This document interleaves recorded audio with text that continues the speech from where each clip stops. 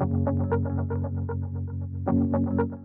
Historic Towns Initiative is a national programme run by the Heritage Council in partnership with the Department of Housing, Local Government and Heritage. Its aim is heritage-led regeneration in our towns across Ireland. It's about giving that heritage a chance into the future and helping that town prosper as well, in terms of bringing vacant buildings back into use for families and people to live in. The local authorities are the key partner in this. They work with the local communities and they help deliver those projects.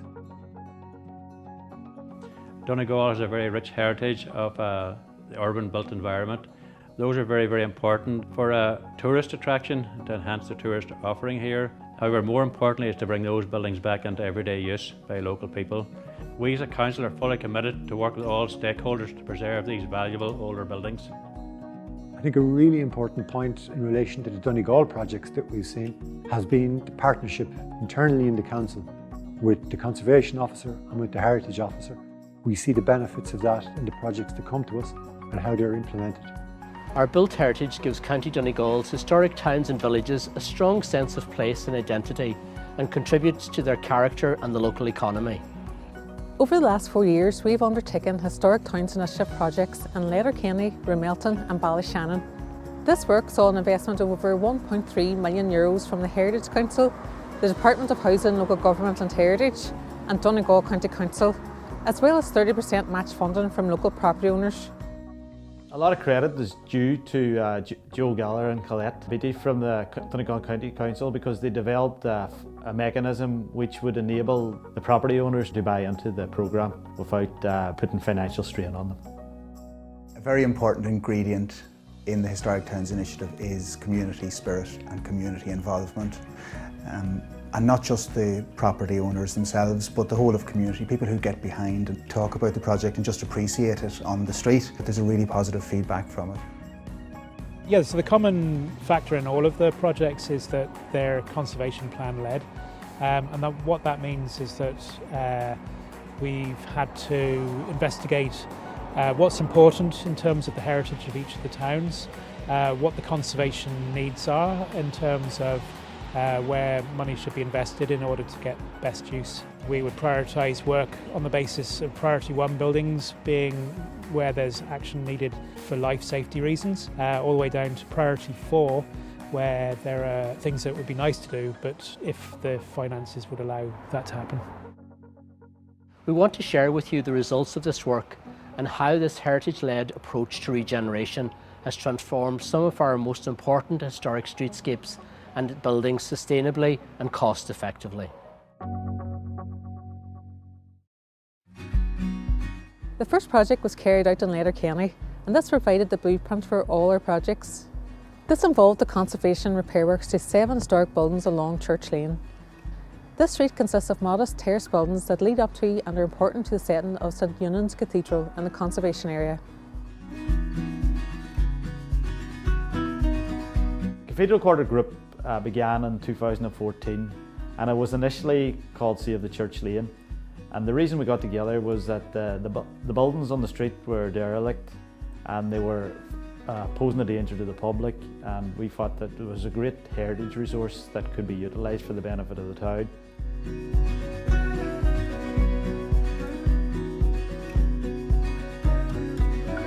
Actually two different approaches, one to the backs of the buildings and one to the fronts of the buildings. The back in some ways is actually more authentic historically in that the rubble masonry was pointed flush and then there was whitewashed with multiple coats of whitewash, so it gave you a breathable but very attractive authentic historic appearance. On the front elevations where people were trying to project a more urbane appearance, the buildings were re-rendered where the render was damaged to the extent that the render needed replacing. Any repairs were done with traditional materials, which in this case specifically was lime render.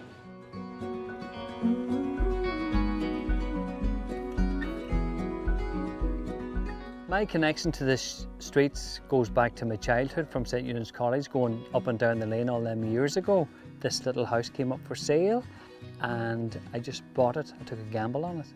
and the bit of funding that we were able to tap into was great. And not only that, it was the expertise that came on board and the encouragement and the likes of Duncan, and you know, there's a great atmosphere on the street and the great warmth and the great community spirit about Church Lane, you know.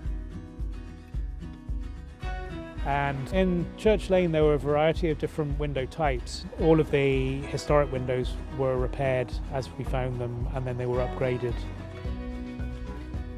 Yeah, so as well as the Literary Festival and the Carol Trail, we also have St Bridget's Cross making, a street feast and Heritage Week and Culture Night as well. So try and make people more aware about the rich history that is located in the area.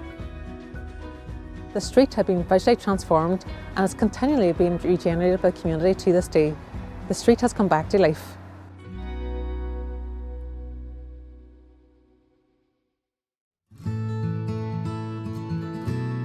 We then concentrated on the heritage town of Ramelton, which is one of the finest preserved historic towns in the northwest of Ireland. Through the Historic Town Initiative and with the help of the Donegal County Council, it was possible to restore 14 buildings in the town, and that has made a massive impact on the local people, that they don't walk past derelict buildings crumbling around them, and also for visitors that come.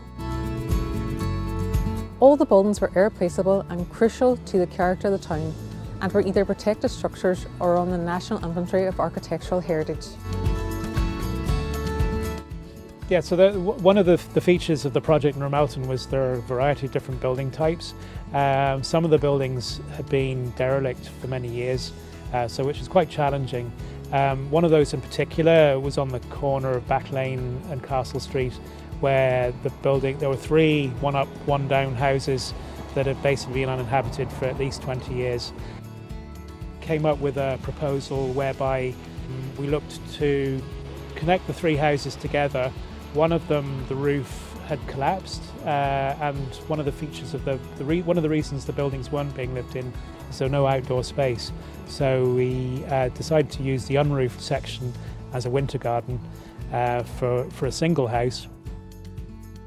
And this particular project we were very fortunate in it being used as a case study, as a good practice example within the National Town Centre's first document. The cafe is open since 1977. My dad opened it after he was a chef in the Navy, and after he retired and we got a bit older, he came back and opened the cafe in Ramelton. Obviously, treat people the way you want to be treated yourself. Look after them and they'll look after you. Everything else is picked up because buildings are done up. Even the hotel being painted, because everybody comments on it, especially now when there's more work being done. House in the Bray had gone into serious decline with the roof shot, like there was water coming into the building. Pigeons living in here, you couldn't have come in here with pigeons, but now with HTI we've had the roofs and the windows repaired. So the house on the Bray is actually a key building within the overall project. It's the only community-owned building within the scheme. Another interesting aspect of the work was the introduction of insulation into the roof of the building. The Heritage Council gave us an additional grant to do that, where we explored means of doing that in a responsible way, and also that formed a case study which was then presented at a course run by the Heritage Council on responsible energy retrofit. Well, the Ramelton George Society was set up in the late 70s with the idea of preserving the architectural heritage of Ramelton. Well, the plans for the place again is to rescue and restore the building, for the Donegal ancestry, for the exhibition for the Ramelton story, and they will also be able to continue their very successful genealogical search. One of the biggest challenges was tackling the scale of dereliction of the Stuart Arms Hotel. We secured extra funding to fully stabilise this landmark building into the future. Steve's Cafe was a really interesting project as well, for different reasons. It's one of the oldest buildings in the town, first built in the 17th century, and it didn't really look like that when we first came across it, and so part of the challenge there was to reintroduce some of its historic character, but not in a notional way. We used historical photographs and other sources of information to try and develop something which, whilst it wasn't a complete restoration, it had reintroduced some of the historic character of the building using clear evidence for doing that. Works have made a massive improvement in the appearance of the historic core of the town. It is remarkable what has been achieved with such a tight budget.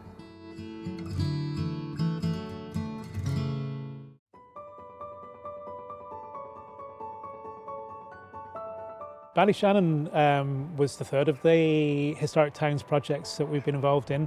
The scale of that was significantly more than the other two. The work was carried out in 2 phases to address significant vacancy and dereliction in the historic urban fabric.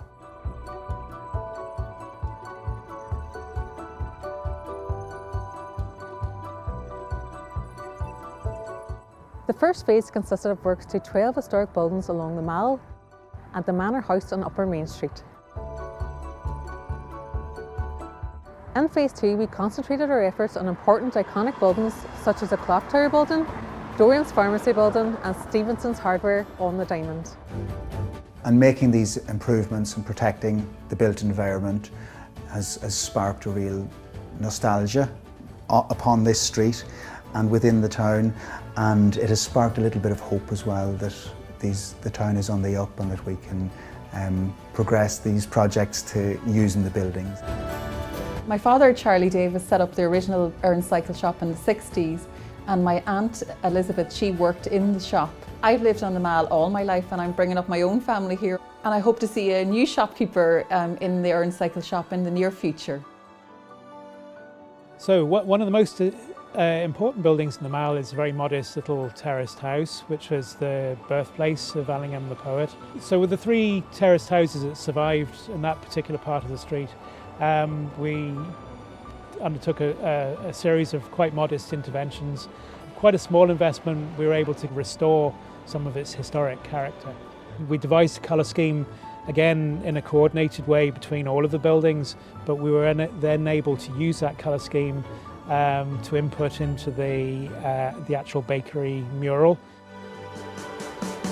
Many people remember White Supermarket. The original grocery store was opened on the Mall in 1924.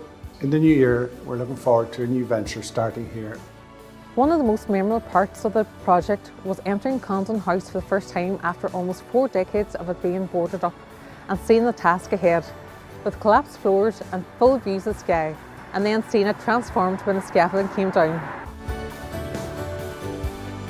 My father bought the pub in 1941. My mother principally ran the bar for years up until the mid-80s when I more or less took over, and I'm hoping that it will transfer over to my son Ronan, who has taken an interest in it, and he will continue to run it. So the town clock is probably the most prominent building in Ballyshannon, and so the work there really focused on repair of the clock tower itself, repair of windows, repointing of the stonework. The roof was reslated. So one of the key results is that one of the most important buildings in the town has been restored to its iconic status. A great part of this project was a creative community strand through the Creative Ireland programme, which allowed us to design, install and showcase meanwhile uses in the shopfronts of the Ballyshannon Bakery, the Erin Bicycle Shop and McIntyre Solicitors. This has created a talking point on the former uses of buildings on the street. I absolutely loved doing up the 3 windows on the Mall, as I live on the street and I know the people and their stories, and there's so much history on the Mall. We know there's a long way to go in Ballyshannon. There's a lot of work to do, but things are on the up. The wheels are in motion, and a bit like the heartbeat of the town clock is ticking again, and we look forward to the future. Keeping our historic buildings in use and appropriate reuse of our existing built heritage is important because it provides employment, it supports tourism, it provides places to live and work, and it helps us address our challenges in relation to climate change. And again, it was remarkable what was achieved on such a tightly controlled budget. I think by working in partnership like that, we can go a long way to helping implement national policy and thinking of policies like the Town Centre First document, which I hope and I expect will shape the future of Irish towns over the next 10 to 15 years.